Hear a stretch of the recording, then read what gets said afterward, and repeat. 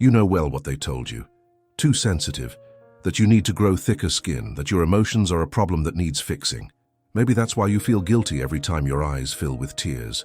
But that diagnosis is completely wrong. There's nothing wrong with you, you're not weak.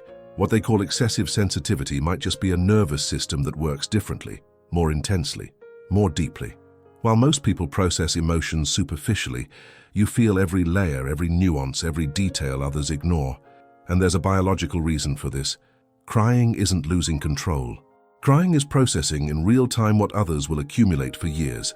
And there's science behind it, an explanation for why your body reacts this way, and why this might not be the weakness they taught you. Think of someone who never cries, who holds everything inside, who seems armored against any strong emotion. You grew up learning to envy that person, but there's something no one told you about repressing, about the real cost of never releasing, about the exact function tears fulfill in your brain. Why do you feel lighter after crying?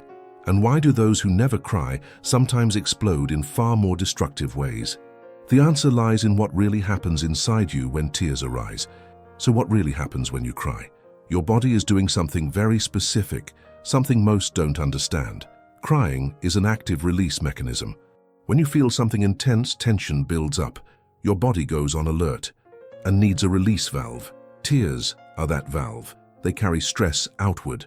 It's not a metaphor. Emotional tears literally expel what was accumulated inside. When you cry, you're unloading, releasing.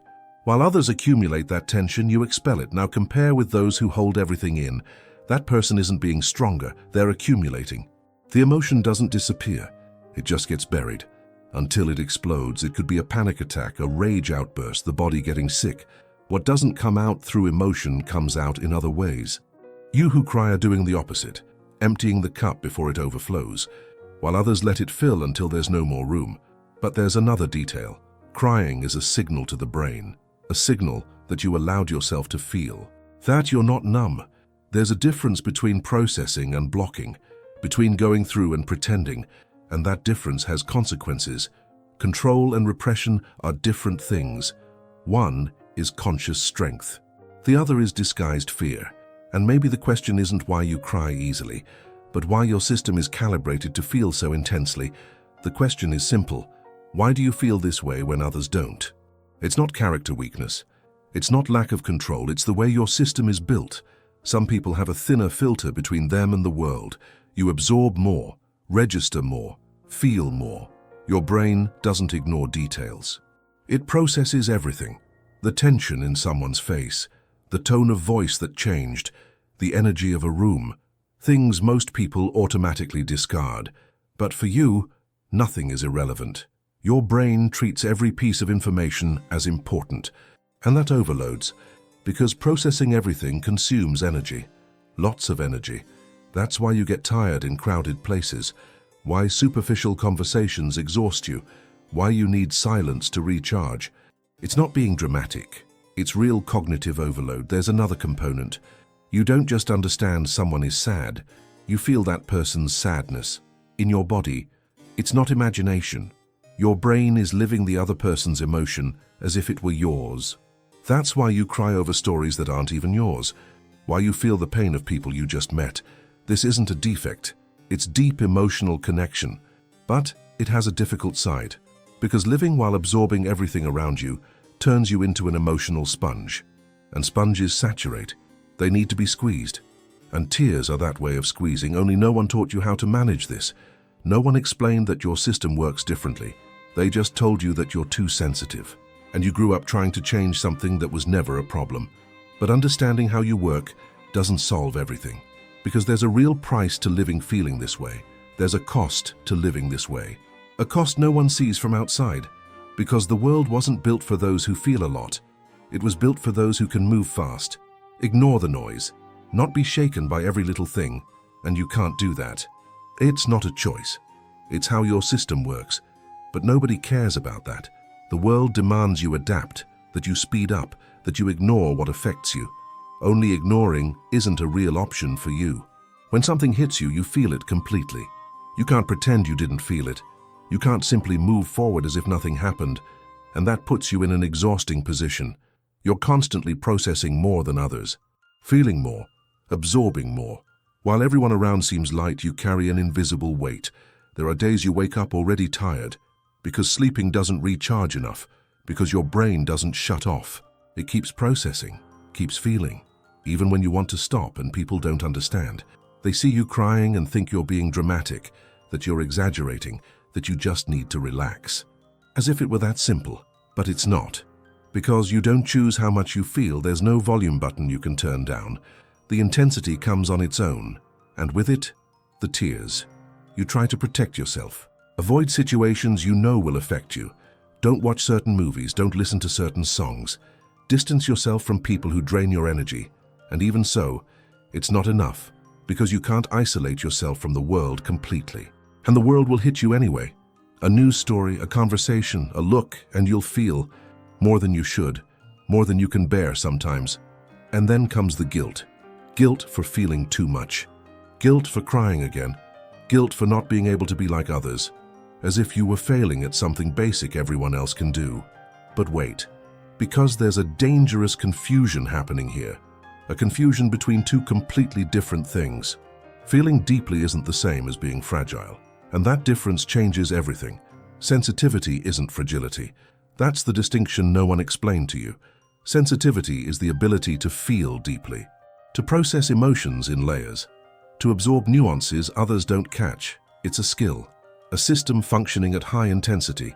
Fragility is something else. Fragility is not being able to sustain what you feel. It's crumbling under the weight. It's not having the structure to go through what hurts. And here's the mistake.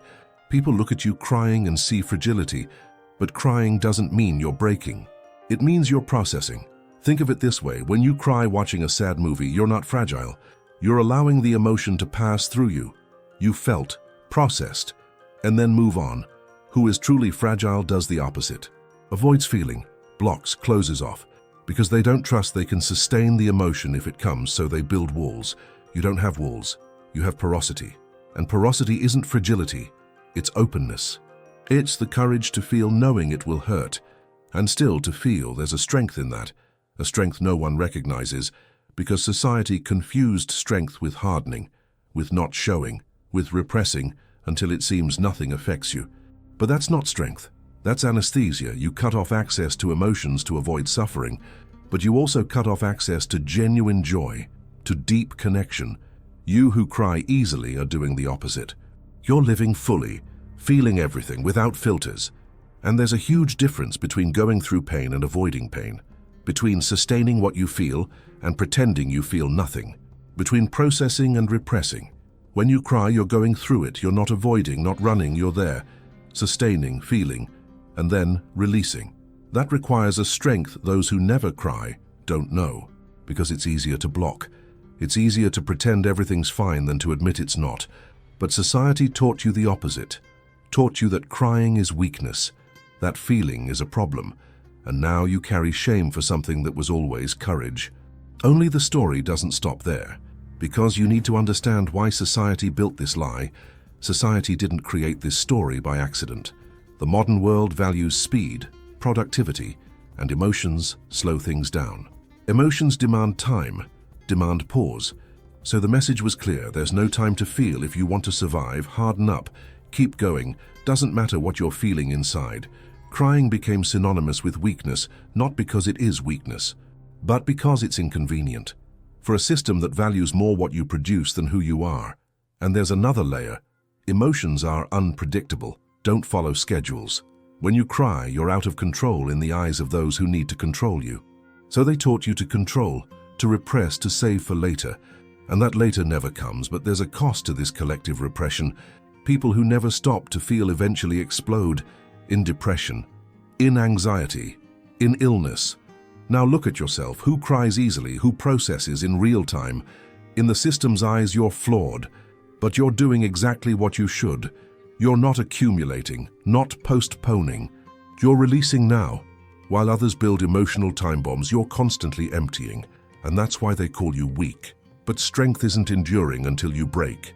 Strength is sustaining what you feel without needing to hide it. And when you understand this, something fundamental changes.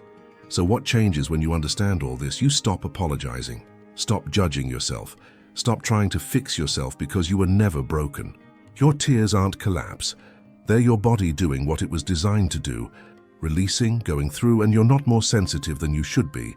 You feel at the intensity your nervous system was calibrated to feel. It's not a choice, not a defect, it's how you work. The difference is now you know this. You know that while others accumulate tension for years, you're constantly emptying. You know your tears aren't collapse. They're maintenance.